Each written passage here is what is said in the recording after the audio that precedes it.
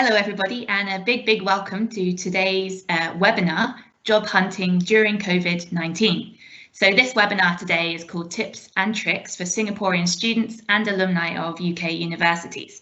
Thank you very much for taking the time to come along today. We're pleased to see we've got audience in Singapore, audience in the UK as well, and we may even have people from elsewhere in East Asia.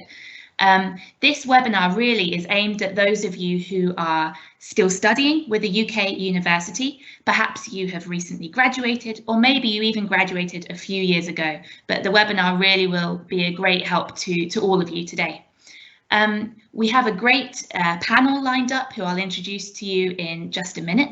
But first of all, who's speaking to you at the moment? So my name's Helen, and I work for the British Council in the East Asia region with all of our students and graduates. Just a quick note as well before we do get started. We want today's session to be as interactive as possible, so please do all check out the Q&A box, and if you have any questions then just pop those in there and we'll be able to come to those in the Q&A session at the end of all of the talks. And the other thing I want to say as well, I know some of you kindly sent through some questions when you were registering for the event, so we've taken note of those, and if any of those are not covered in the talks, we will come to those later as well. All right, let's move through to our next slide then, and we will introduce you to today's panel. So we're very pleased to be joined firstly by Kirsty Poltock, who is Director at Page Personnel based in Singapore. We have May Wong, also in Singapore, who is the Regional Lead of Talent Acquisition. And we have Helen Atkinson, Careers Consultant at Newcastle University. And we have Dylan Chu, who is Associate Scientist at Procter & Gamble, also based in Singapore, and is our alumnus joining us today. Thanks very much. Okay, let's go to the next slide. And just to let you know what we will be covering. So I'm going to kick off with just some useful tips really on resources that we have available to you from the British Council through Study UK, and some opportunities that are sort of coming up soon. We will then move to Kirsty and May, who will cover off what skills employers are looking for at the moment and what Singapore's current labour market situation is looking like. We'll then move across to Helen from Newcastle University, who will cover off the support that UK universities have for students and graduates from the East Asia region. And then we'll hear from Dylan and his experience as a Singaporean UK alumnus, and then we'll go to our Q&A session. Okay, let's go to the next slide. So just quickly on some of the opportunities I think it would be good to keep your eyes on. So first of all is the Study UK website. We've put the link up on the screen here, but you can just Google Study UK and it will come up quickly for you. And we've got a special page on after your studies, so that's really relevant for today's session. And on there, there's we update it very regularly with any events we have coming up. There's also information on there about the new post-study work visa, the graduate route visa, which is coming in soon, and on the Alumni Awards as well, which some of you maybe have heard of or maybe even applied for. So about the Alumni Awards, the applications have just closed for this year, but it's a fantastic way for us to celebrate your stories. So the stories of international alumni who have studied in the UK. It's a chance for us to share your stories with people all over the world. And it's also a chance really for us to show those newer students what is possible through UK education. So do keep your eyes out on that. We'll be sharing the finalists and winners in the coming months, and perhaps next year some more of you will apply from Singapore. It would be great to see all of the stories from Singapore. Speaking of stories, we do have a Study UK story bank, and we would really welcome all of you who are willing to share your stories with us. Photos, stories, all those sorts of things, video content. We've put the email address here, but do get in touch because we love to share these stories on our social channels. A useful resource for all of you perhaps is the Preparing for Work free online course, which is currently live, and you're very welcome to register for it. It's a free online course which started on the 19th of October and will run through until the 13th of December, so you've still got a couple of weeks to take a look at it. So what this course is it's based on Future Learn platform. It's all free. It supports, really it's aimed at final year students or recent graduates, and helps you with that transition from study into employment and your career development. So it looks at things like writing a CV, cover letters, preparing for interviews, preparing for any sort of tests when you're job hunting. It also looks at things like, what skills do you have and what sort of jobs might they be suited to. So I really recommend taking a look at that. It's got some really good feedback from those who've already taken the course. And finally, just a shout to do follow us for the Singapore British Council social media channels.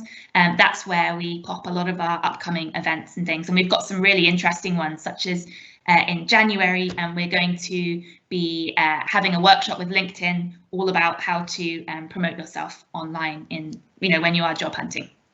Okay, let's go to the next slide. I wanted to say a few words on the new graduate route visa, which is launching from next summer. So this is really aimed at those of you who are still studying. So if any of you on the call today are graduating from next summer onwards, so from summer 2021, you will be eligible to apply for this new graduate route visa. And what does it mean? Well, you'll be able to stay in the UK on this visa for up to 2 years, or if you're a PhD graduate, up to 3 years, to look for work and to work in the UK. So this is a really exciting opportunity, which we haven't had in recent years. So something that we hope that the new graduates will take advantage of. We do have more information on the page I mentioned on the Study UK website. And once you have found skilled work, then you'll be able to switch on to the next visa as well to prolong your stay. So this is really good news from the UK at the moment. All right, let's go to our next slide. And I'm now going to introduce you all to Kirsty from Page Personnel, who's going to speak to us a little bit about the situation in Singapore at the moment, what employers are looking for, and the labour market. So thanks very much, Kirsty, over to you. Thanks, Helen. Thank you so much. Hi, everyone. Pleasure to be speaking to you today. So we can go to the next slide. So my name, or maybe 2 slides in. So my name's Kirsty Poltark. I'm one of the directors for Page Group here in Singapore. And I've actually been with the business 15 years, worked in the UK and in Singapore, graduated from the University of Warwick with my master's in biomedical engineering, and then decided to go into recruitment. So I've done a lot of recruiting both in Singapore and in the UK. And my business particularly specialises in individuals that may be fresh graduates up to sort of 5 to 8 years post-graduation. So my business definitely has a touch point with where you might be connecting with in the coming years. We can go to the next slide. Just to give you a bit of an overview in terms of Page Group, you might have heard us more as Michael Page or Page Personnel. So we actually have over 8,000 employees globally, and we've been around since the 70s. And Singapore, we've been around for 25 years. And we really look at our common goal is to change people's lives. And through that, that's actually placing people in roles. So typically, averagely each year, we'll place about 1,000 to 1,200 people in Singapore into new roles. So we're doing a lot of placements, supporting a lot of people in their job search. So hopefully some of the insights I can give you today will really help you. Can go to the next slide.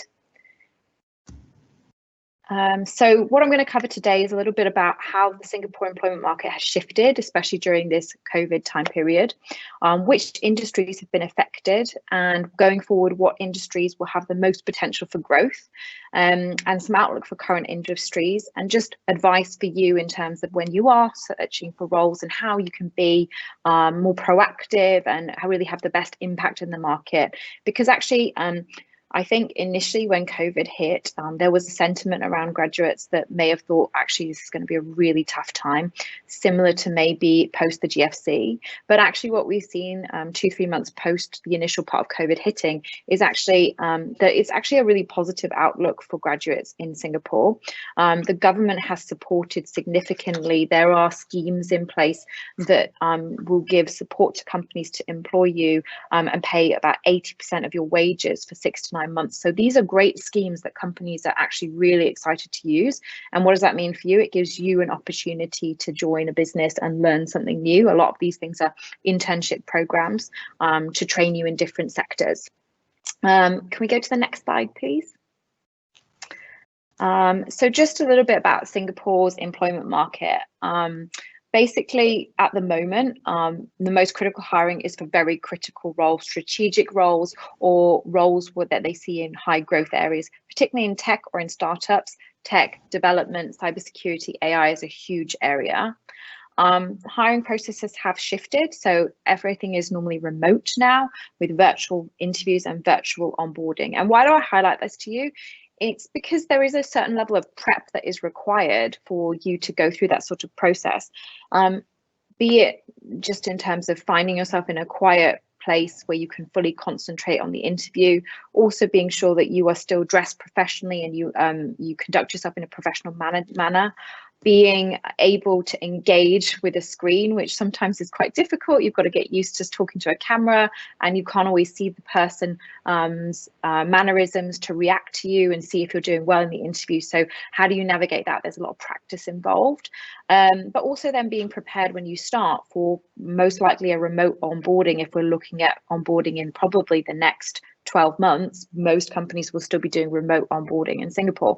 So what does that feel like? You may not have as many touch points with your team, and that may be quite difficult initially when you're starting off, especially when you've been at university where everything's quite team-based and you've got a lot of support and you've got all your cohorts to kind of work with. Moving into the workplace, that could be a challenge. So those are all things to think about. Definitely in terms of skills in demand, as I've spoken about, fintech and startups are a huge area, particularly in cybersecurity and software engineering. If you're a tech graduate, this is a great time to be in this space. But if you've got an interest in tech, there are certain training schemes and programs that you could utilize to gain some skills in maybe coding or programming. And what we're seeing is with China's rising supply chain costs, there is lots more hiring in Singapore in supply chain and procurement, risk management, data analytics, big data and blockchain. So those are huge areas of growth. Next slide, please. So what has the market impact of COVID? What's happened? So candidate sentiments, that would be candidates already in the Singapore market. Good candidates with high potential are really quite conservative about moving, and they consider the market to be quite high risk at the moment. Now, what does that mean for you? Well, that's good, because ultimately it means that if you're coming into the market, there's limited risk for you. Everything is an opportunity. So if more people in the market are considering that everything is quite conservative, you really can go out there and be very open about the different opportunities of different companies that you engage with.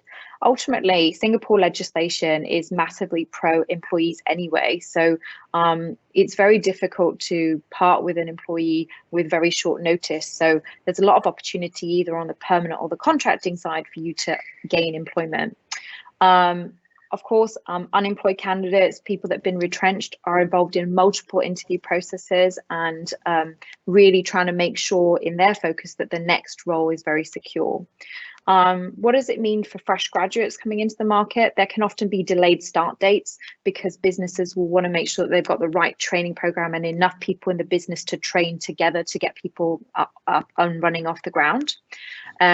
A lot of businesses are supporting internships instead of formal graduate programs, and those, as I've highlighted, are supported by the government. But I guess this part, possible lower remuneration, that's fair. Ultimately, we don't expect to see significant, if any, increments this year in terms of annual increments in Singapore. So with that requires you as a graduate to have a little bit more flexibility in terms of remuneration. And how I'd be thinking about it is more around what are the skills I can gain, or what is the experience that I can have exposure to, and really be thinking about this more from a mid to long term perspective rather than just immediately entering the market and trying to maximize the salary that I can earn initially, because you might miss out on some really fantastic opportunities that can give you some really great skills for the future. Next slide. So what are the sentiments of employers? Just like you're coming into the market, that you would probably want to understand what organizations are thinking. So they are definitely increasing their staffing flexibility. So they're definitely focusing more on contract work and interim work. So definitely that can be an area of focus. And I know in the UK economy, contracting temporary work is very prominent. In Singapore, it's increased in popularity in the last few years. But in all honesty, it runs very similarly to a permanent placement. You still are on a month's notice. Most placements are sort of 6 to 9, maybe even 12 months. So there's not those short-term kind of hourly or up to 3-month roles. They're a bit longer than you would see in UK. So that's a great opportunity for you. There are short contracts in financial services, 6 months to a year, and there's some really great projects that you could be involved in those type of organizations, which could be adding value. There's definitely a huge increase in demand for local candidates for tech contract roles, and there's a huge outcry for tech candidates coming into the market. This is an area where the local talent pool is depleted, and obviously we're always looking for tech candidates to come back into Singapore, but this is an area that you can see in recent news articles that the government is actually supporting various work passes on, because we're lacking these skills in Singapore. So if you're coming in with a technology degree, then definitely this is a great opportunity in the market. And there's definitely a growing trend to hire senior management consultants to sort of bridge gaps in organizations or look at sort of immediate solutions without trying to commit to somebody for the long term. And what we've also seen, because I've talked a lot about contracting being an option, when I was saying it's more like perm, it's because contractors now have the same benefits as perm candidates, and that's pretty new for Singapore. That's not something that Singapore's been doing historically, so it's really great to see that employers are looking to support that. So with regards to medical and insurance and annual leave and benefits, they're all there, so that's great. Next step. So yeah, this slide just shows you where companies are, which sectors are having strong hiring. Healthcare and life sciences is huge, as you would anticipate. Actually, FMCG and food manufacturing, absolutely huge. Technology, all those are areas that you would absolutely think would be growth, but chemicals and packaging, also areas in the market have seen strong growth, and definitely areas you could look to target. Next slide. And within that, there are some traditional business functions that I think people don't think may be still in as much demand, but finance and accounting is still a prolific area for hiring. Be it that you've grown or shrunk, you still need to report your finance results and send out your invoices and do your reconciliation. So there's always a market for that. Corporate governance, huge area, as well as front office positions, particularly more sales focused. Next slide. Okay, so I put this in just so you can explain, you can consider what the new normal might look like. So I appreciate probably most of you have done some level of internship, but maybe not worked officially. So what you're coming into as your normal of work is everybody's new normal that's been in work for some time period. And so these are the things that are happening really. So I've talked about harnessing the gig economy. So this is more in the contracting space. So more roles are within the contracting space. Dynamic working is 100% something that is ongoing now. So a lot of businesses are offering complete flexibility to work from home 100% of the time. Some have got fixed days that they want people in. I think this is really important because if you've not worked in an organization before, having the opportunity to have dynamic working is a really positive, but also could be a challenging thing for you to have to go through, because having dynamic working allows you to be in control of everything and to be able to manage your personal professional life and get things done. But at the same time, you're lacking support from obviously having your team members around you. So I would definitely advise that when you're first coming into a business, if there is opportunity to go to the office, to meet people, to have the trainings in person, try to do that at least initially, because I think it will really help you settle into the role and hit the ground running more quickly. There's obviously been a huge increase in demand for returnees from Asia to Asia, so from ASEAN countries, people coming back home to work, hopefully with international experience and exposure. That can too lend itself for you. Obviously, you're in the UK now studying. This is something that you have as an advantage against graduates in Singapore that haven't gone and done an international move or been exposed in any capacity. Companies here are always looking for people with an international outlook. So if you've done any sort of internships in the UK, but even just having your degree studying in the UK will definitely help you in this capacity.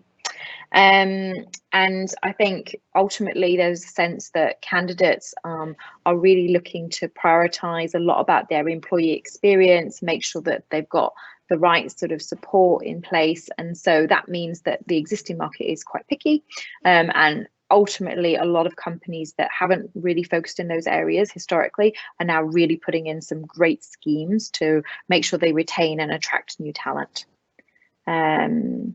And also there's another part of this slide.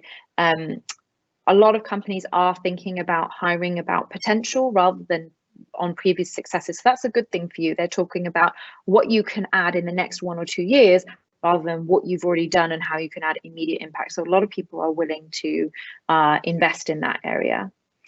So 6 sort of areas to look at to navigate the new normal. Obviously, digital literacy. I don't need to tell you about all very digitally literate. I struggle with social media at the best of times, but you'll all be fantastic at this. Customer is key. So any way that we can add value to the end customer is important and is at the heart of all organizations at the moment. Hugely, sales and influencing skills, whether you work in a sales role or not, are important in terms of influencing stakeholders and getting them to buy into you and support you. Most areas are focusing on data-based decision making, so not the touch and feel of things, but actually looking at the analysis behind it and where they should focus. Innovative thinking, I think this is another area that you can really capitalize on. Coming from university, maybe with an international exposure, you can come into an organization and look at a different way of doing things and highlight that.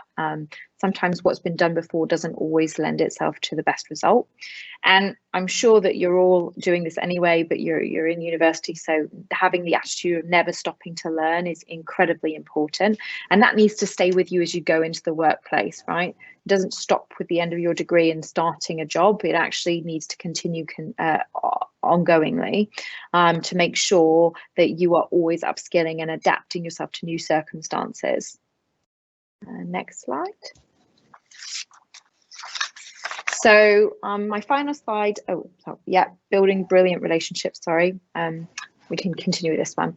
So my final slide is just a bit of advice for you. So I've talked about being a digital native, definitely showing your agility and flexibility and being open to different opportunities. This means like when somebody sends you a job description and you're thinking, well, it's not 100% what I'm interested in, but they might be talking to you and it sounds quite interesting. Don't just judge it on that job description. Actually go and have a chat and see what that means and what it can do for you, because a lot of things on paper or in an advert aren't always exactly how it appears when you're in the role. And there's some fantastic jobs out there. And the number of times in my 15 years of recruitment, I've had to say to somebody, please disregard the job description, go and have a chat with this person. You need to, because it's a really great company, a really great opportunity. And they've come out and been like, oh my goodness, this is the best job for me.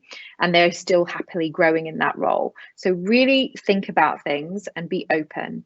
Be prepared to accept a lower salary. Yeah, get your foot in the door, get your foot in the role, and then be prepared to grow up. Salaries will increase as we recover from COVID, but the most important thing is to get in there.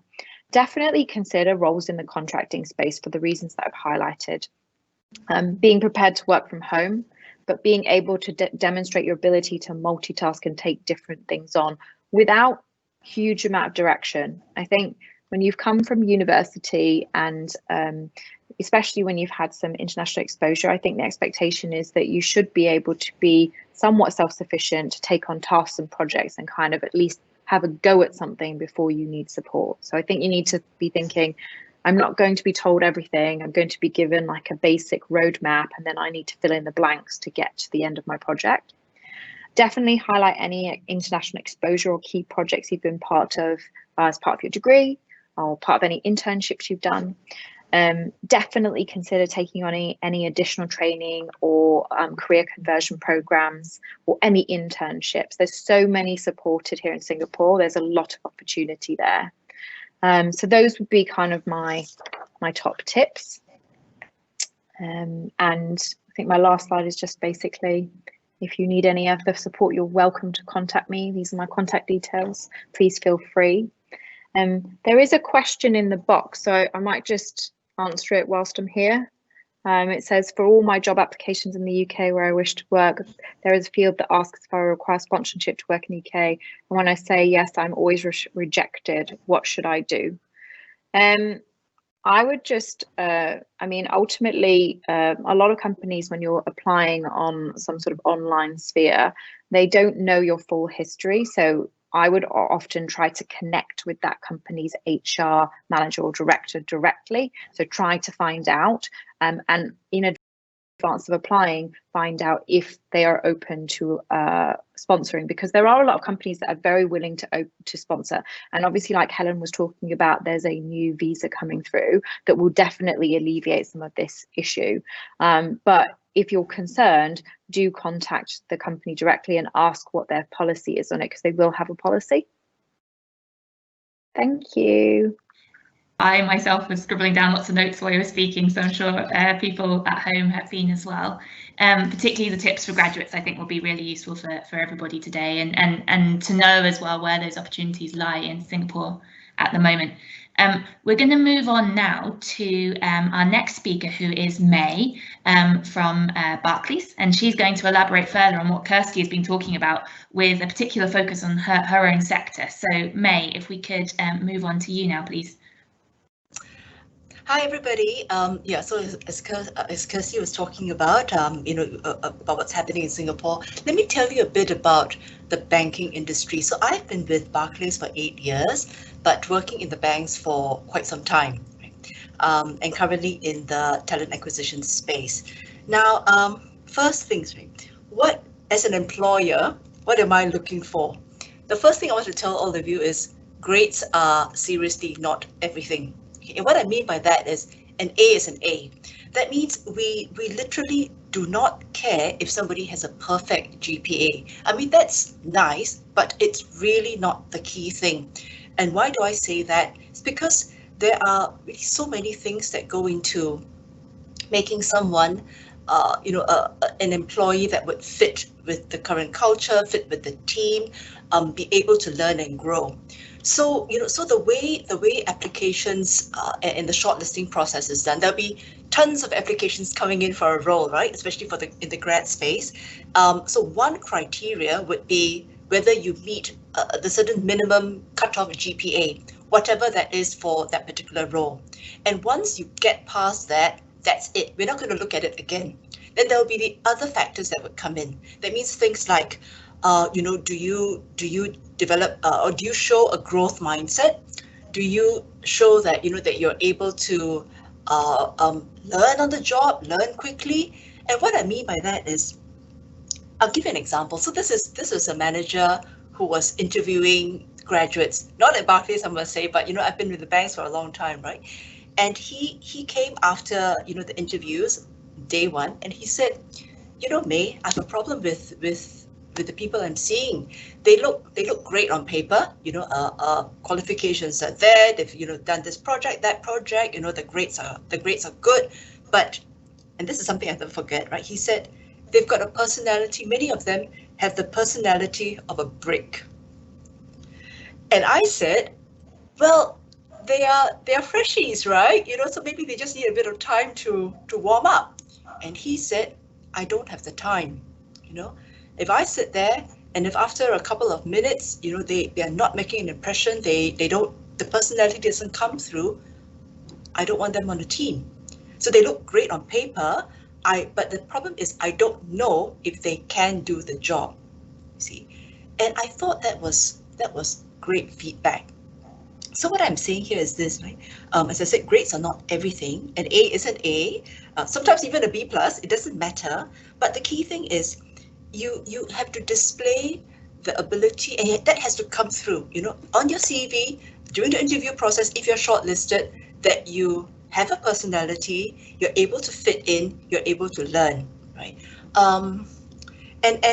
So what are we looking for in the banks, or and maybe it could be quite general, maybe in any big global organizations? Obviously, you'd be reasonably numerical, but you don't need to have a PhD in rocket science, that's fine, but reasonably numerical.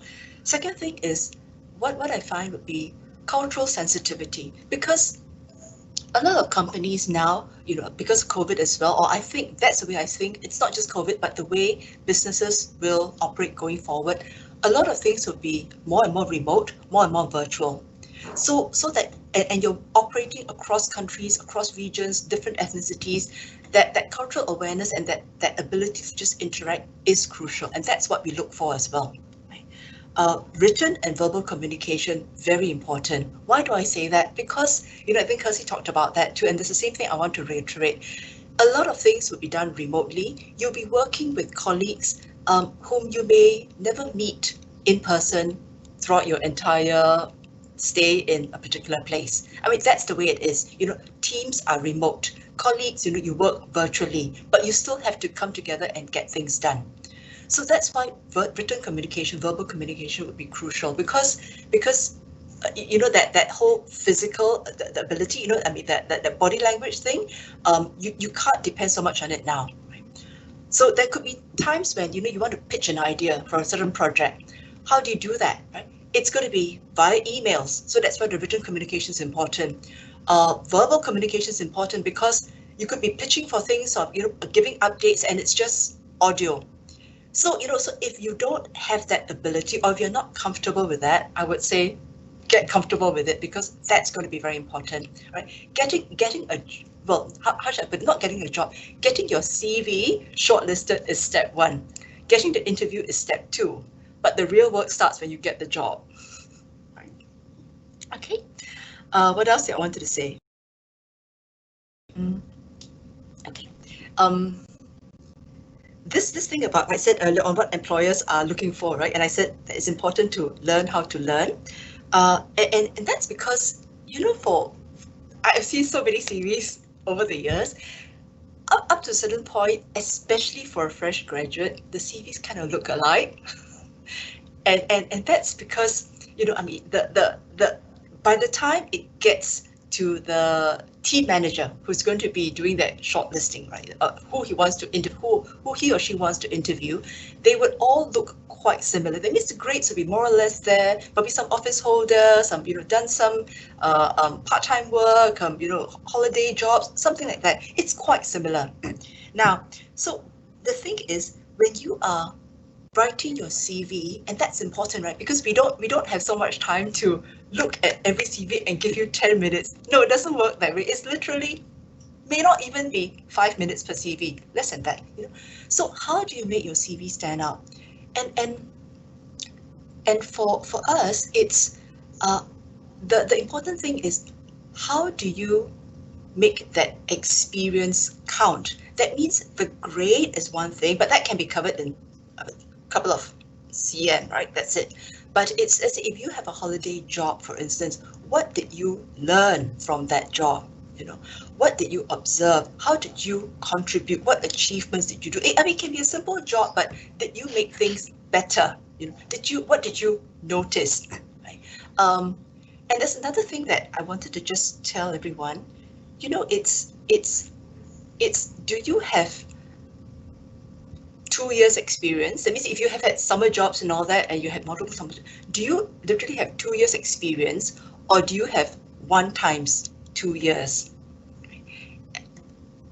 So if you've been doing all these different jobs, and at the end of it all, I look at the CV and you know what, it's just listing, I did this, then it doesn't come through that, or you may have, but at least it's not coming through what you have learned from it, how you have analyzed it, and how you have made it different, right? That's the part that we're looking for. And the other thing about why I say sometimes, what you've been, the grades are not so important is, look at the backgrounds of some of the people that we're talking to you. Right? So Kirsty, she shared her CV earlier. She said that she graduated in biomedical engineering. She's doing recruitment now. I graduated in language and literature. I'm in HR. You see, and before I was in HR, I was I was a journalist. So that's why I'm saying keep a very open mind, and you really it's although this is your first job, right? But that's the point. It's literally first job. It's not your career. It's just the first step, So be very flexible. Think about what you're going to, how you're going to benefit, how you're going to contribute, and then you keep moving forward. Look, if you apply for a job, you hope you can get it. But you know what? If you don't get it, it's really not the end of the world. There are many companies, there are many jobs, there are many ways to skin a cat, right? You're talking about your career. You're not just talking about my first job and this is the be all and all of it. So I would encourage everyone, think of it that way. Right, what do I want in my career? How am I going to grow? How do I show that I'm growing at every step of the way? Okay. Okay. A bit about if you get past the shortlisting stage, and you are called up for interviews. First thing is the fundamentals. The things that you would have heard by now, I'm sure. They are true, which means please don't aim to be on time. Please aim to be early, because I have seen cases where, people, for whatever, and they're good reasons, and they are late. And I'm sorry, it really doesn't work in your favor. It's not going to be a major cross out, black mark, but there are only limited places, right, for graduates or for any role that you come for. You always have people who are also applying for it, people who are also alongside you, other candidates are being considered. So all I'm saying is you need to have as many points in your favor as possible. Why do you give yourself a black mark if you can avoid it, right? So please don't just aim to be on time, please aim to be early. Second thing is, if there are things like assessment centers, now it's a bit harder, because of COVID and all that, but I've also noticed that, people talk about, leadership is important and standing out is important, and that's true. But leadership and aggression are different things. So displaying leadership, so it's a fine balance. It doesn't mean that always the most vocal person and the one who takes charge and gets everyone to come along is always the best person and always the one that we want to hire. Because as I said, it's a fine line, and we also know that everybody knows what assessment centers are about and what we're trying to look for. So so part of leadership, I feel, is also this ability to listen, to the team, whoever you're being paired or grouped with, and getting everyone to come along. The candidate who always wants to show that he or she is managing everything and in charge and leading and driving, maybe a bit, may not quite work on a day-to-day, because if it's too much of that, it can be a bit off-putting. Okay, so just something to bear in mind. Okay. Third one, I wanted to move on about a bit more about the interview practical tips. Right? I've said this to people who have worked for some times and are still going for interviews. If they're changing jobs, and I want to say it to fresh graduates too, because I think it applies to everybody. And the point is this: interviews go both ways. And what that means is, obviously when you go for an interview, you want to present your best self and you want to, you want to impress your interviewers. But you, just as you are being interviewed, please remember that you are also interviewing. And that's because, if you may be desperate or to get the job and you really want this job, but I think you owe it to yourself that that you really take the opportunity to find out as much about the job, about the company as possible. Right? Don't be afraid, that it's just one way and and only they will be asking me questions and I need to answer them and set a good impression. you choose the company just as much as the company chooses you, right? And I think that's what I would call self-confidence, and just this self, just self-esteem. That you know what you're worth, and you're going to come in and do a good job. So please, find out. I think you owe that to yourself, right? So, and I think okay. So during the interviewing, I have met many candidates who give me very good answers, but it's not impressive because those are the model answers. Those are the pat model answers. They sound very good, and I'm going, really? Okay. Now, it's not wrong, but so model answers are great. At least you know what the model answers are. But remember, you don't want to come across as having the personality of a brick, right? You are who you are, and and that's why before you go for the interviews, obviously the usual thing, read up on the company, know all that. That's standard. But I think to be true to yourself, you really need to ask yourself, why do you want this job? Why do you want this job? Because if you are stuck in a job and you just force yourself to go in every day and you're doing it just because of the money, or because I can guarantee you'll be very miserable after some time. Before I came into the talent acquisition role, I was what we call an HR business partner. That means I work with the businesses, on all their HR issues, and that comes up, when people are not. When people don't really like what they do, right? It can be very miserable for everybody. That means for you personally, for your team, for and that's not a pleasant place to be.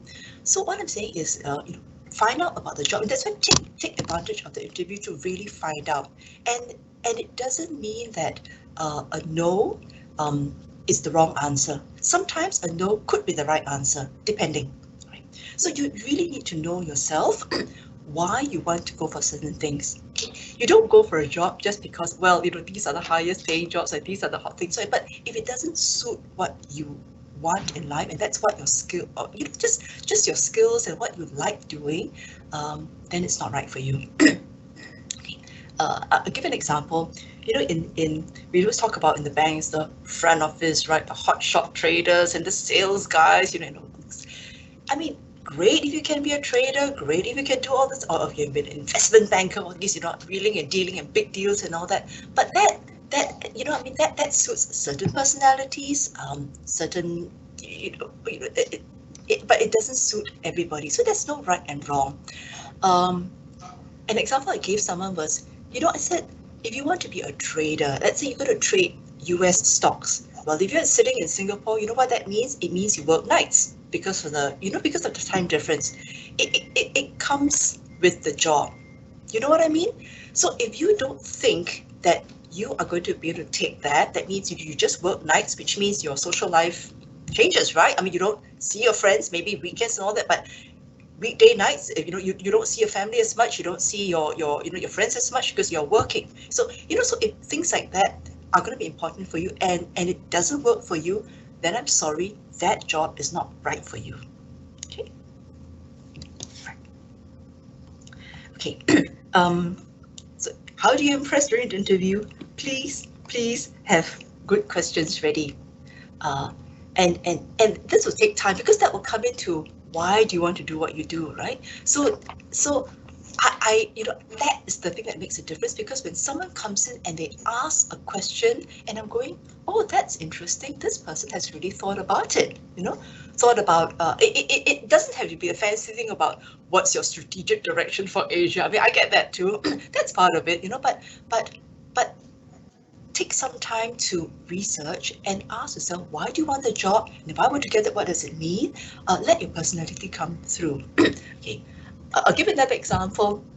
This is something that I went, oh, that was a clever answer. And the question was, it's a really strange question. If you could be a shape, what shape would you like to be? You see, and things like this, a little bit into psychology space, right?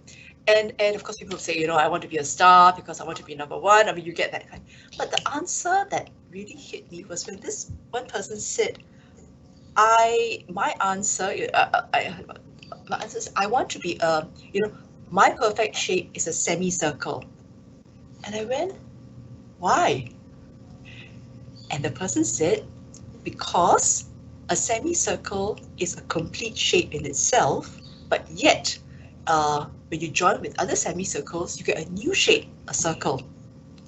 And that's what I see myself, that I'm complete in myself, I can contribute, but in a team, when I connect with others, we create new things and we can become circles. And I thought, at least for me, I went, oh, that's an interesting answer. So I'm not saying that everybody, please, not to go for interviews and say, oh, we want to be semicircles, but I'm just saying, think about who you are, why you want the job, what you hope to achieve. And that's where your personality will come through, and that's what's going to make a difference. Right. The other thing I wanted to talk about is, so your overseas students, now you're coming back, right? What are the skills that are relevant, in overseas experience, and how are you going to capitalize on that? 2 points. One is what we would be looking for is, do you have an international outlook? An international outlook is not the same as having an international education, in the sense that if after all those years, it's the same thing about, do you have 1 times 3 years of education, or is it really 3 years where you learned, you absorbed, you analyzed, and you said, I'm different? I remember some time ago there was somebody who said, I'm going overseas, and I hope that I will benefit from my overseas experience. And her friend said, I hope that you won't change, and you come back, you will still be the same. And the answer from this student was, but that would be a waste, right? If I go away after 3 years, 4 years, and I come back and I'm totally the same. Because if you've gone away and you're totally the same, your outlook is the same, the way you see things and all that is exactly the same, then what's the point of an overseas experience? Okay. So that is something in your favor. So think about that, right? That's why I'm saying again, grades are not the only thing, because every graduate will give us the grades. What is it about your overseas experience that is different, right? What have you learned, and when I say learned, is clearly you would be, you'll be looking at comparing, contrasting. There will be advantages, disadvantages. There must be. No place is perfect. No location is perfect. So what have you learned from that? What would you do differently? That's what I mean by learning, right? That learning mindset, and it would show up in everything. You see, it shows up in your CV, it would show up in the interview, it would show up in the assessment centers.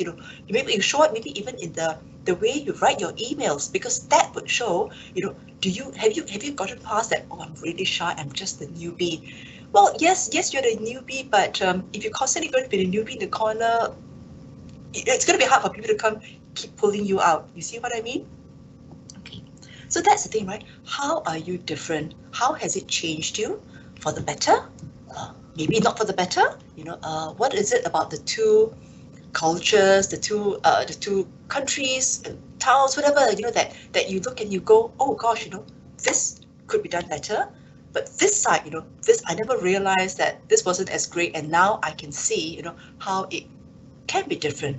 Right? That's what we want to see, and that's how something that you can bring with you for a long, long time.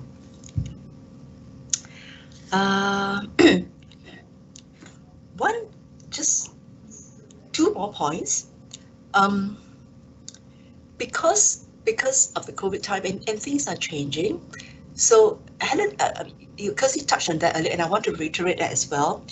If it's not a permanent role, it's okay, right? Because I think you said, right, in the financial industry, there are still jobs, right? We are still looking for people, but a fair number of them could be contract roles, and that's fine. So if something comes up and you think, you know what, that ties in with what I want to learn, what I want to do, how I can contribute, take it, right? Because like we said, right, you are talking about your career.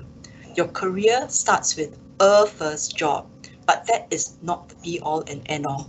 So take it, right, and then let's see how things go. It's nice to be on the graduate program, because there's a bit of a I mean, you're in a different basket, right? In the graduate program, the graduate intake, in the cohort, and then there'll be certain programs lined up for you. That's nice. But if you don't get into the graduate cohort, that's fine too, because there are always other ways, to get your work experience and then move on from there. And it doesn't mean that only if you get onto the graduate program, is your career secure or or set for life. It doesn't work that way. Last point, jobs are changing really all the time, right? Locations change too. That means you can have times, and that's the entire financial industry is going through that. In fact, a lot of MNCs go through that, because we would not look at a job or a function being tied to a certain country. It doesn't have to be, right? For let's say for a lot of the big global companies, right? We go by regions. So you're talking about Asia Pacific region, Europe, the Middle East. And frankly, whether a job or a function is located in Singapore or in Hong Kong or in India may not quite matter, because it ties into this thing about virtual teams, right? Remember, you work virtually, you work remotely. So if that's the case, then then be prepared that that jobs can change, and you really need to be flexible. So that's why, starting with a contract role, or maybe starting something that you go, well, this is not 100% what I want to do, but 85%, that's good enough, right? And then take it from there. Last example, just to show how roles have changed and jobs have changed, right? Corporate communications. I still remember that, quite recently we were just trying to look at our comms team and saying, what do you want to do? And they were thinking, we need more people who who have experience in communications via the social media. Well, it's a big thing now, right? The internet, Facebook, LinkedIn, all that. And it's a whole different way of communication. Remember in the past, I don't know, 10, 15, maybe 20 years ago, corporate communication would be writing, and then maybe how do you have connections with the media, as in the newspapers. That was the old traditional idea of corporate or communications team, right? But look at it now, how many people even have hard copy newspapers? Not everyone does, a lot of news feeds just come in digital, right? So that's what I'm saying. You see, even now you can see how roles are changing, or even if the same roles more or less, they're corporate communications, but the skill sets required are different. So just to end off, keep an open mind, really be flexible, and think of it as your career. You are your best marketeer. Thank you so much, May. Thank you. There's a lot of food for thought for all of us there, so thank you very much. And I think everything you said relates to both those who are in Singapore at the moment, but also those who are still in the UK. I think there's a lot of crossovers there, so hopefully everybody got a lot from that part of our session today. We're going to follow up now with another Helen Atkinson, who is careers consultant at Newcastle University. So she's going to talk to us about the support on offer to all of you from UK universities. So over to you, Helen. Thanks, Helen. So hi, everyone, and thanks so much to the British Council team for inviting me to speak this morning, or this afternoon, depending on where you are. So as Helen says, I work as a careers consultant at Newcastle University in the northeast of England, but I'm not here today to represent Newcastle. I'm here to represent university career services from across the UK. So I'm going to talk about three main things really during the next sort of 15-20 minutes. So firstly, a little bit about why I think it's really important to be engaging with your career service. Secondly, I'll provide a bit of an overview in terms of how your university career service can support you. You might be a little bit surprised perhaps by the extent of the support that is on offer to you. And finally, similarly to Kirsty, I want to share some tips really just to sort of provide some advice and guidance to help you as you're job seeking and looking for opportunities during the strangest of years, and share that kind of top tips from me. So if we could just move on to the next slide, please. Thank you. So firstly, why should you be engaging with your university careers team? Now is really a fantastic time to be engaging with your careers team. I think what's been so interesting to see over the last sort of 8 months or so since the pandemic hit is the sort of explosion of online support and online content that university careers teams have been offering. So I think for yourselves as students, that's great, because no matter whether you're in Singapore or elsewhere, you can access that content and have access to that support at your own convenience. So I think certainly in the last 6 months or so, university careers teams have started to be a lot more creative about the support that they offer. And there really has been that sort of emphasis on you and the flexibility of designing materials and designing content in a way that is going to help you access all of that content, at your own convenience. So, for example, there have been a lot of university career services that have been creating, online videos for you to access about different aspects of the application process, Q&A panels with employers that are recorded again for you to access in your own time. So lots and lots of support that is designed for you to access 24/7. I think as well, there's a lot more easy access to one-to-one support from your university career service. And I'll talk a little bit more in a second about the kind of one-to-one support that we can offer you. But I think what's been really interesting to see is that obviously a lot of that one-to-one support has gone online in the last 6 months. So before the pandemic, at Newcastle, as well as in a lot of university career services, students were mainly signposted to go and visit their career service in person if they wanted to chat to their careers team. And obviously for students who are perhaps, not necessarily based in the city where they're studying, for alumni and students who've maybe returned home, that's a little bit more difficult to physically go in and access your career service, if you're a 10-hour flight away. But now, obviously, all of the one-to-one support that we are offering is generally across platforms such as Skype, Teams, Zoom.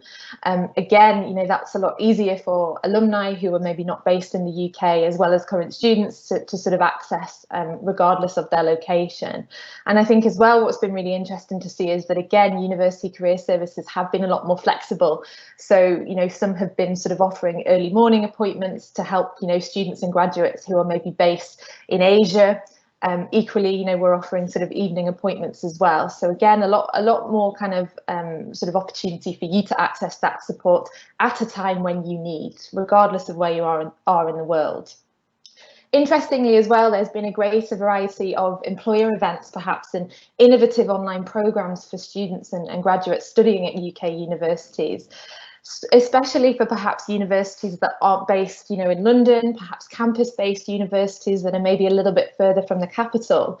One of the things that, we've been starting to see is that employers are wanting to access and work with a much wider variety of university career services, because in essence, anything that they offer to, a university that's perhaps based a little bit more geographically close to them, they can offer that equally to students who are studying at universities that are a little bit further away from where they're based. So at Newcastle, and certainly it will be the case with other universities as well, we've seen this year, a really interesting mix of employers who are engaging with us and offering student sessions, presentations, Q&A chats, etc., that, perhaps didn't really engage with us in sort of similar ways before in previous years. So lots and lots of sort of good things, I suppose, have come out of the pandemic in terms of how you can engage with your university career service and how employers are choosing to engage with your career service. And I think as well, if you're currently studying at a UK university, you might not even realise this all of the time, but over the last couple of years, there really has been an increase in careers presence in academic modules. So often, I think there's a perception that your university may have a career centre that you can go and visit if you choose to. But I think in recent years, again, there has been that sort of focus on making sure that our careers teams are getting into the curriculum.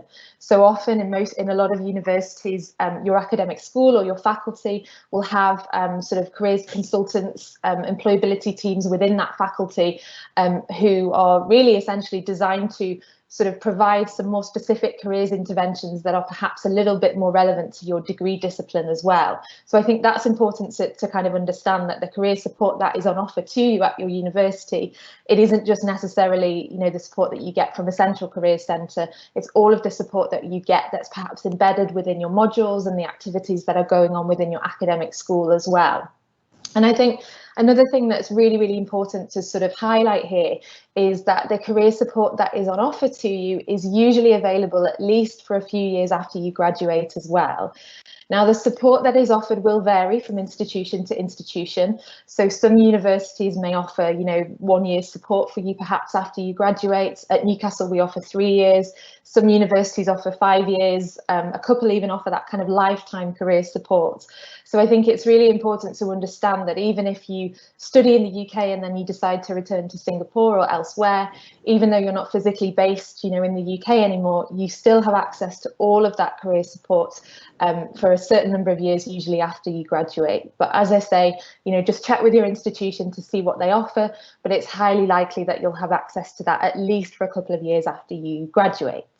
So if we could just move on to the next slide, please. Thank you. When I was sort of planning this presentation, I was trying to think of an easy way to sort of visualize the range of support that your university career service can provide to you. And I think, the key thing to take away really is that there is just so much support that we can offer you, regardless of where you're at with your career planning. So if you're perhaps, at the stage of making applications and actively looking and applying for graduate roles, internships, etc., we can obviously help you, with things like your CV, with your application. We're not just a CV checking service, however, so we can help you at every stage of the application process. So I noticed one of the questions in the chat was asking about, the different stages of an application process. What can we expect? I think to sort of answer that, perhaps, there are lots of different stages sometimes in the application process, particularly when you're applying for a graduate role, perhaps with a large company. You might find that you have a CV and online application to submit. Then you're invited to undertake what we call recruitment tests or psychometric tests, which perhaps test out your verbal reasoning skills, your numerical reasoning skills, your judgment perhaps. Sometimes you might be expected to undertake a video interview. You might be invited to an assessment centre where you're expected to undertake perhaps a group activity working with other students who are applying for the position, as well as that kind of final interview process. So we can help you at every stage. So we can offer you that kind of one-to-one support to help you, but equally sort of events, etc., to sort of help you perhaps familiarise yourself with the different stages of the application process, as well as obviously provide feedback and support to you to help you prepare at every stage. Now, we're also here to support you, obviously, to find employment, whether that be part-time employment while you're studying in the UK, whether that be an internship for the summer, or whether that be a graduate role. So I think, again, important thing to stress is that we are here to help you and here to support you find opportunities, not just in the UK, but globally as well. So you will find that some university career services have licenses to tools. Examples include things like Going Global, Passport Career, which again are designed to help you search for jobs, internships across the world. So the kind of in-country, the sort of expertise that perhaps your university career service will have about, the East Asian job market and what it's like to work in Singapore. I think that will vary depending on your university career service and perhaps the experience within the team. But there will always be sort of resources and things that we can look at with you to help you sort of find out more about, the job market in a particular country where you're hoping to work. So yes, obviously we're a bit more UK specialist given that we're based in the UK, but equally, don't assume that, we can't offer you that support if you're looking for things outside the UK as well. So some of you who are maybe studying, slightly more vocational degree subjects, you might have a clear idea actually of what you want to do after you graduate and a really clear idea of how to sort of get there and the steps that you need to take to get there. But equally, we know that some students, feel a little bit anxious about what comes next after their degree. So we can also help you with your career planning. So if, for instance, you're feeling completely overwhelmed about what to do next, it might be you're an accounting and finance student, but you're not really sure about going into an accounting and finance role after you finish. Get in touch with your university career service. We're here to help you talk through your ideas, some of the ideas that maybe you've discounted already, and really unpick, your skills, your values, your interests, to help you perhaps prioritise and sort of plan your next steps, to help you research opportunities if you're feeling a little bit stuck. But University Career Services as well recognise the fact that not everybody wants to go into a graduate role at a big sort of corporate company after they finish. And actually there's lots of support that University Career Services can provide for students who are interested in becoming self-employed after they finish. So perhaps setting up their own business, or at the very least exploring this idea as a potential option. So again, you know, lots of support for students who are interested in perhaps enterprise and, you know, exploring a business idea as well. So again, there might be sort of networking events for you to meet like-minded students. There are probably going to be advisors and people that you can discuss your business ideas with. Equally, lots of universities offer sort of startup visa sponsorship, so a sort of visa category in the UK if you're looking to set up your own business after graduation. Universities are generally endorsing bodies and can provide support to you if you're thinking of going down that route as well. So I suppose, as I've already kind of said, you know, we have a lot of employers that tend to engage with us, you know, at University Career Services. Lots of graduate employers understand that, you know, coming and engaging with their University Career Service is a great way to raise brand awareness and to sort of promote and highlight all of the graduate opportunities that they have to offer. So often you'll find that your career service will be hosting sessions with employers. Sometimes they might be quite informal sessions. They might be sort of Q&A sessions for you to sort of drop in and have a chat and ask any questions. Sometimes they might be a bit more formal, so employers might deliver presentations about their organisation and what they look for. But equally, you might find that there are some practical sessions as well. So lots of employers are keen to sort of offer mock assessment centres on campus or virtually, as we've seen this year. So a real range of opportunities to get in touch with employers, but equally opportunities to find out more about different stages of the graduate recruitment process. So CV workshops, how to deliver an excellent presentation, how to prepare for an interview, that kind of thing. And one of the things that I think is really, really important to stress is that we know that you're all great students. You know, you've come to the UK to study, probably worked really hard to sort of, you know, get into university and sort of working hard at university on your course as well as perhaps outside your course to develop your skills. But I think ultimately, if you sort of don't reflect on the skills that you've developed from your experiences, it's going to be difficult to sort of find employment, because you really need to make sure that you reflect on your experiences so that you can really sell those experiences to employers when you come to make applications. So lots of career services will offer their own skills awards. So at Newcastle, ours is called NCL+. It's basically designed to help you sort of undertake extracurricular experiences outside your course, and then we give you some training to help you reflect on those experiences, and you get a bit of practice to understand how to talk about those experiences on an application or in an interview. And this isn't unique to Newcastle, so lots and lots of university employers will offer a kind of similar opportunity to sort of get a bit of training and advice on how to sell your experiences. We also offer lots of bespoke support for international students. So again, this might vary depending on your institution, the exact support that is on offer. But generally, you know, we have resources to help you search for opportunities, whether that be in the UK or elsewhere. We can offer sort of sessions about working in the UK. So sometimes that might be sort of in-house sort of service that's perhaps delivered in partnership with a university visa team. But equally, some universities may get immigration experts in to talk to you and share the most up-to-date information about how to sort of find graduate employment in the UK and the sort of current routes that you can look at to sort of research that further. Again, University Career Services also tend to offer you the chance to gain work experience. So we obviously promote lots of graduate and work experience opportunities, but lots of universities will have their own internship or work experience programs as well. So often universities might have an on-campus work experience scheme that gives you the chance to secure part-time work and fit that flexibly around your studies. So that's perhaps while you're studying. But equally, universities sometimes offer summer internship programs working with graduate employers. You know, I've heard of sort of, you know, opportunities for recent graduates again to secure sort of 12-month internships after they finish, again, working with employers that their university is sort of connected to. And I think, again, just perhaps to finish off, you know, that kind of opportunities to build contacts as well. So, you know, we can give you lots of support to help you sort of make contacts using things like LinkedIn, but equally, you know, lots of university career services will work with their alumni teams. There'll probably be lots and lots of kind of alumni perhaps networking opportunities, events for you to sort of take part in, as well as perhaps, you know, sometimes sort of standalone, you know, university branded specific alumni mentoring sort of platforms. And how you can offer all of this support, again, it really depends on you and what you're after.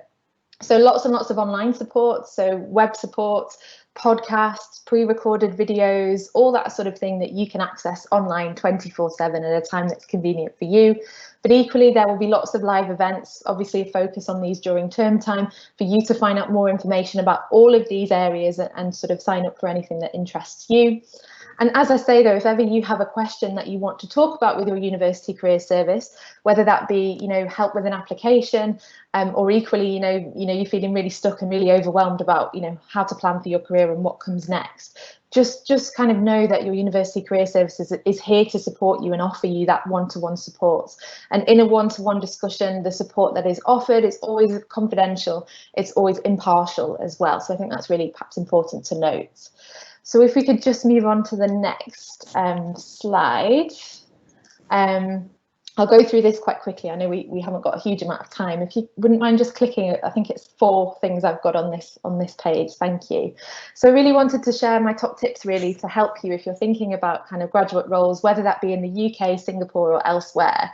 I think it's really easy at the start to sort of kind of get really fixated on applying for jobs without really taking the time to think about what you actually want. And actually, before you start kind of really actively applying for opportunities, you know, 100% recommend that you take a bit of time to reflect on yourself, think about your values, think about your skills, what are the kinds of things that you've enjoyed doing on your course as well as outside your course, what are your interests, what is your personality, you know, what kind of environment might you want to work in? Do you want to be office based? Do you want to be in a, you know, a lab, etc. So it's really important to I almost call it a shopping list, to sort of think about, well, what are the things that if you're planning your kind of dream role right now, what is it that you would be doing? What are the kind of tasks that you would be doing? What kind of organisation would you want to work in? Where might that be based, etc. And that sometimes can be a really useful list to have to hand and to have available to you when you're starting to apply for opportunities, because I think it's really important always to ask yourself, why am I applying for this particular opportunity? Is it going to give me, you know, a lot of the things that I'm looking for ideally? So I think always think about yourself firstly and the skills that you want to use, what your values are, etc. However, you know, as we've already talked about today, you know, it's really important to be open-minded and flexible. Yes, it is a competitive job market, so it is important to try and be as flexible as possible, you know, when you are kind of planning your next move. So for example, you know, we sometimes hear, you know, lots of students that are interested in only working for a Big 4, you know, financial services firm. And actually, there are so many other opportunities with perhaps other organisations, other firms within financial services that maybe aren't quite as well known as the Big 4, but equally going to be very valuable opportunities. So think about your long-term strategy, think about perhaps what the end goal is, what that kind of dream job is, but you might want to consider a stepping stone approach as well. And how am I going to get there? What are the different roles that I might need to do to help me sort of get there? And that's where using tools like LinkedIn can be really useful, having a look at people's profiles, because that will really help you understand that actually people don't always secure that dream role immediately after they graduate. And often, you know, it can take a couple of different roles and, you know, perhaps in different locations or in different companies that help them sort of secure the role that they're looking for ultimately. And I think that moves on to perhaps the third point, that your first job is likely not going to be your last job. So the labour market has changed, you know, so much perhaps in, you know, in the last sort of 20 years, and obviously even in the last 8 months, the way that we do business and the way that we operate has obviously sort of changed exponentially. And I think, you know, certainly in the UK, it's said that actually graduates, that first graduate role, they'll usually spend sort of 18 months, 2 years average in that graduate role. So although it might feel like a really huge decision in terms of what to choose, what avenue to go down, etc., I think just sort of bear in mind that that first job that you do is likely not going to be your last job, and that, you know, you make a decision based on what you feel is right for you, you know, at this point in time. And I think it's just important to kind of understand that, you know, in the next couple of years, you will change and the kinds of things that you might want in a role might change, but equally the job market will change as well. So there is that flexibility, and there is going to be opportunity for you to move between organisations as well as between sectors. So be curious. make sure that you're using multiple resources to help you find opportunities. I always say it's like writing an essay. Hopefully you don't just go to one journal and use that entire journal to form the basis of your argument for your dissertation. It's kind of the same when you're looking for jobs and finding work experience. You need to make sure that you're using a range of resources to help you find opportunities, and that includes your personal and professional network as well. So don't discount perhaps the people that you know and how they might be able to help you and point you in the right direction or provide a recommendation. If we could just move on to the next slide. Thank you. And I think it's 3 more clicks. So as we've already said this afternoon, prepare yourself for a fully virtual recruitment process. So certainly, at least within the short term, it's likely that you are going to be interviewed or invited to an online assessment centre. You're not kind of generally going to be expected to go and visit a company's HQ to sort of undertake your interview. So if you're not used to that, think about what you can do to prepare for that recruitment process. And again, this is where your career service can help you.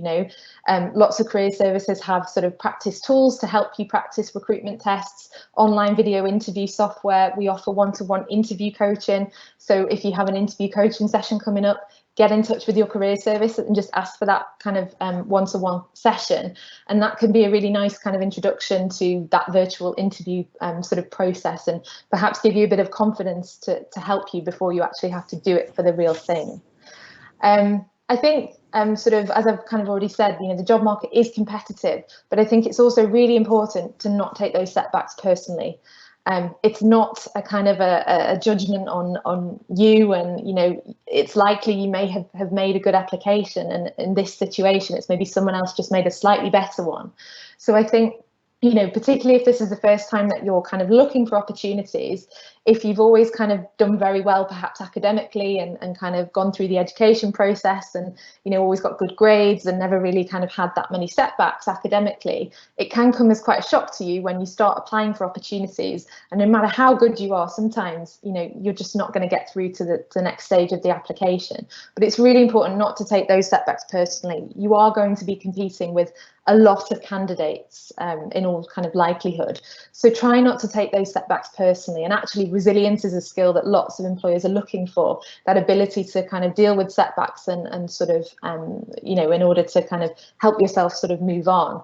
So I think don't take them personally, but equally, if you keep getting those kind of, sorry, we don't want to take your application for further sort of emails, again, get in touch with your career service. It may be that we can help you. It may be that we can look at previous applications and give you some feedback to help you for next time. And that kind of comes up to my final point, really. I think that I've hopefully sort of stressed throughout this. I think just there is so much support available from your university career service, regardless of where you are, regardless of where you're looking for opportunities. So I think just get in touch with your career service, go and visit their website, check what they have to offer, and just make the most of that support that is available. So if we could just move on to the next slide. The last slide was just a couple of resources, really, just to help you that you might find useful. So Prospect's really good external website to help you find out more about kind of different jobs and the different skills that are required in different sort of job areas. Equally, UKISA, the UK Council for International Student Affairs, have quite detailed guides on kind of working in the UK, the different visa routes. Student Circus, again, is a site to help you kind of look for perhaps UK graduate level roles that are offered by employers who are maybe a bit more friendly and a bit more kind of experienced in hiring sort of international students and offering sponsorship in the past. So a couple of useful resources there. That was everything from me. Obviously happy to take questions at the end. So hope that's been useful, and thank you. Thanks so much, Helen. That's brilliant. It's good to have the perspective from the UK universities, because everybody on the call today is affiliated with one. So I do recommend that you all get in touch with your careers service. And now finally, we're going to move on to Dylan, who himself actually studied in the UK. He's from Singapore and he's now working back in Singapore. So Dylan, over to you. I know we're short on time, but it'd be fantastic to hear your experiences. Thank you so much, Helen. Hi, everybody. Very good afternoon, evening to all of you here today. My name is Dylan, and I would first like to thank Helen and the team at the British Council for inviting me to speak today. I think I'm really happy to be able to share with all of you my UK study experience over the last year, as well as my job hunting journey over the last few months. And thus, I really hope that this section would be relevant to all the students who are listening, and perhaps you would be able to relate to my experiences and difficulties and be able to overcome them during your journey ahead. Next slide, please. Next again. Thank you. So just a little bit about myself. Like many other Singaporean guys, maybe in this call, I did my national service straight after high school. And then I started my undergraduate studies at the National University of Singapore, NUS, where I majored in chemical engineering and the life sciences. I think it was an extremely fun journey in which I managed to learn a lot. But more importantly, it was really to help me find an area which I had a great interest in. And that was what led me to pursue my postgraduate studies in the UK, supported by the British Council at the University of Cambridge, where I did my MPhil in biotechnology. So after a grueling 11 months, I finally finished the program and very recently started my first job as a bioinformatician at Procter & Gamble, and I'm actually currently on a one-year contract role. Next slide, please. Great. So for the students who are still in Singapore or maybe in the UK, so a potential question that you may ask is, why perhaps I choose to do my postgraduate studies in the UK. So I believe most of you know that the UK universities do offer top quality education, perhaps one of the best around the world. Real cutting edge research in which a lot has actually gone to win prizes and found commercial and medical applications. And I think lastly, which was one of the main attracting factors, was that the programs are often short, but then perhaps sweet and challenging at the same time. But again, these were really attractive reasons to study in the UK. But for myself, the three things which I was really looking out for was really for my personal development, and it was really the chance to gain new perspectives, exchanging life experiences with people all over the world, and we also to be able to share knowledge with some of the brighter students out there. And last but not least, the school of my choice was the University of Cambridge, and the main reason was really the strong industrial links, where there are a lot of partnership and involvement with companies based around the area. And specifically for myself, it was the biotech cluster based around Cambridge, and also I think the opportunity to take part in many out of classroom activities, which had really benefited me a lot, and I will share them with you in the next slide. So while I was there from September 2019 till May, unfortunately this year, I really took the chance to try as many new things as I could. So I made many friends in my course as well as my college, took part in many out of classroom activities such as like consulting projects and working in startups, and also joining a number of clubs and societies where I really got to learn and have fun together in a completely new environment. And I felt that all of these had indeed made a difference in my own life in the UK. So next slide, please. So however, things did not go as smoothly as what I had hoped and planned for. And upon notice of the university shutdown in April, I actually had to fly back to Singapore to carry on with my studies. And I'm sure that all of you are actually really familiar with seeing such screens now. So it was definitely not fun. And I think coupled with the lockdown, I'm sure that all of you have definitely felt rather dreaded, felt rather depressed over this period. However, life still has to go on, and I always believe in the saying, where every cloud has a silver lining. So try to make the best of the situation, and yeah, just take what life has to throw at me. So next, please. Yeah, so really looking back at the last year, I felt that I had three key takeaways from my UK experience, and I do believe that this had helped me to be where I am today right now. So in fact, I've actually constantly shared a lot of these learnings during my job interviews over the last few months, and I do believe that these are things that will actually be part of your selling factor. So the first is of course the development of skills, both hard and soft, where for instance the hard skills, these are things which you would actually learn during your course, and I've definitely developed a lot of these in UK on top of the technical stuff that I was doing in my classrooms. But at the same time, these are soft skills like communication, independent working and learning, and also being able to work in a multicultural environment. I think these are things that are actually very strongly when you're looking for a job. Because I think just to share a little bit about my own personal experience, currently I'm working in a team of 16, and this team is actually made up of people from 7 different countries, and we're actually based in 2 different cities, Singapore and Beijing.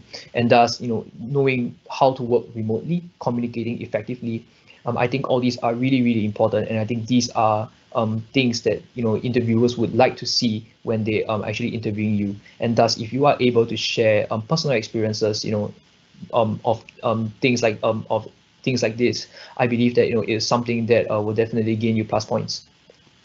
So moving on to some of the new perspective gained. Oh no, sorry, go back to the previous slide. Sorry, can you go back to the previous slide? Yep. So onto some of the perspectives, I think I definitely learned a lot more about the business aspect of science while I was in the UK. But really, I felt that what I actually learned the most while I was there was really talking to people. You actually have students, professors, and even working professionals. And I think it is a culture in the UK where you could just pop into the bar or the pub, and just have a casual chit chat session over a pint of beer. And really, I think that relates to the point on networking, that really it never hurts to know more people. And if you are able to establish a good relationship with them, that would really help you in the long run. And yeah, I think that was something that I have benefited out of it, because through all these networking sessions, I've really gained a broader perspective of what I want to do in the future.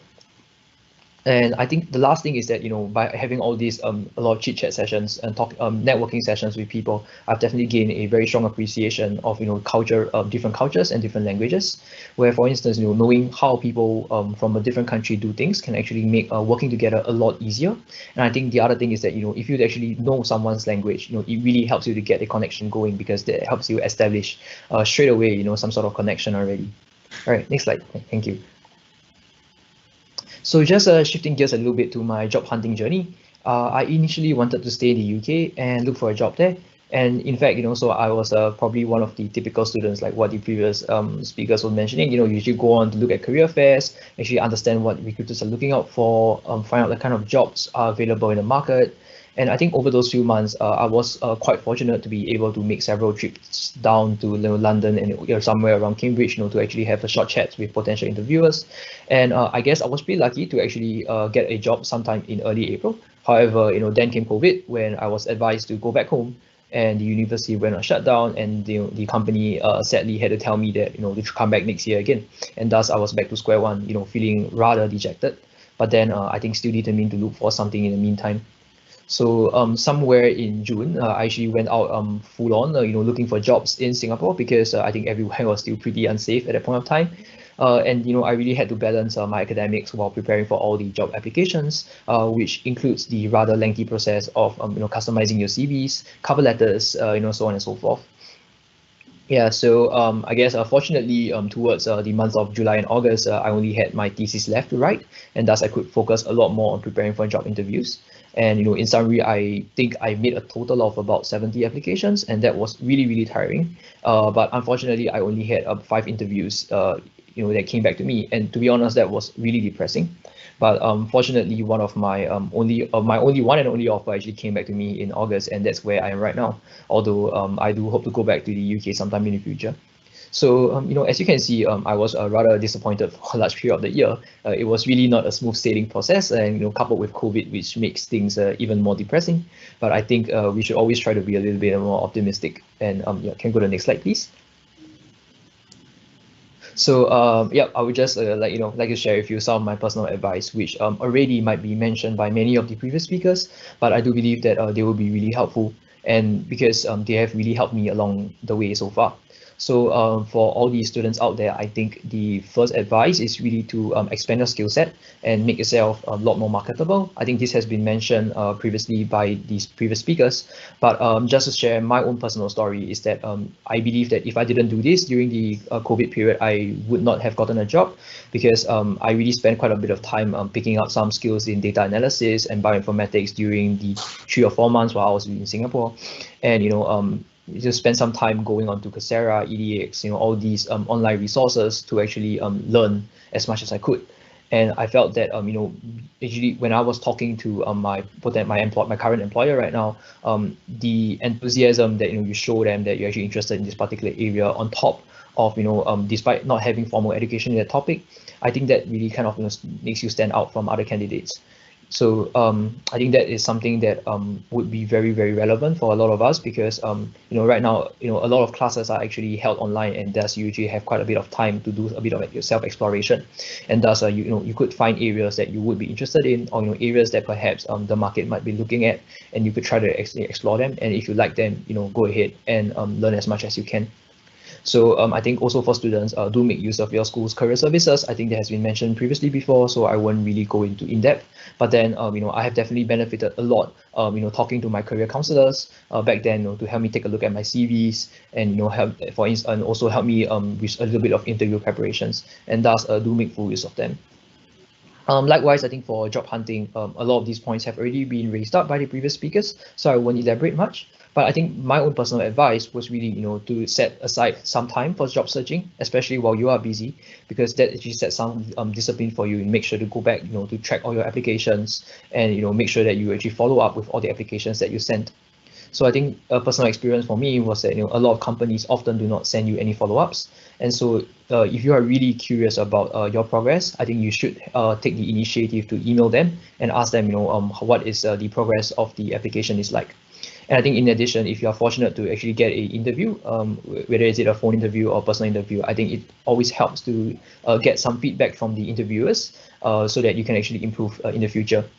So lastly, just some general advices. I felt that first of all, my friends were really one of my biggest tools that I've used, because throughout my job hunting journey, especially when we were separated in the UK and in Singapore, having these regular connections where we could share our difficulties, our experiences, and even helping each other to refine our CVs and cover letters. I think these are things that I really benefited from. And I also had friends, who were nice enough to actually share job openings which they saw on LinkedIn, and those were really, really helpful to me.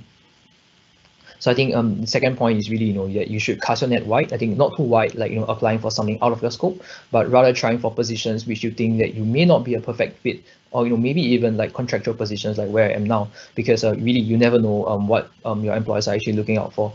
And lastly, really always be prepared, do not give up, and be open and flexible to whatever that is thrown at you. So I know that it can be really tiring and stressful, but I believe that it'll be worth it at the end of the day.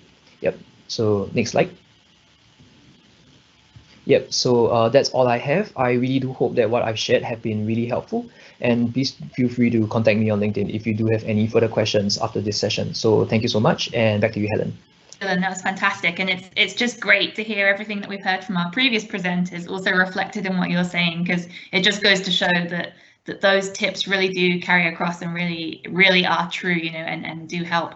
I think it's good for people in Singapore and the UK to see Dylan having gone through and come out the other side and doing very well now. So I hope you all found that interesting. I am sorry that we've run out of time now for things, but we have been answering the questions in the presentations. I've been taking a note, and most of them have been answered, and some of the presenters have kindly been going through and answering in the Q&A box as well. So if you did have a question, do check it out there. I would suggest, following this session, that you do check out the Study UK website if you have any questions about post-study in the UK. I've put the link here again.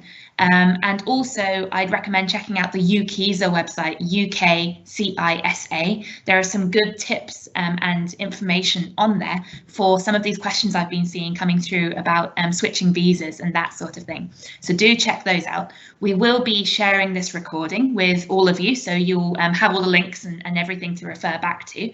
And please do just get in touch if you have any questions after this. We're here to support you.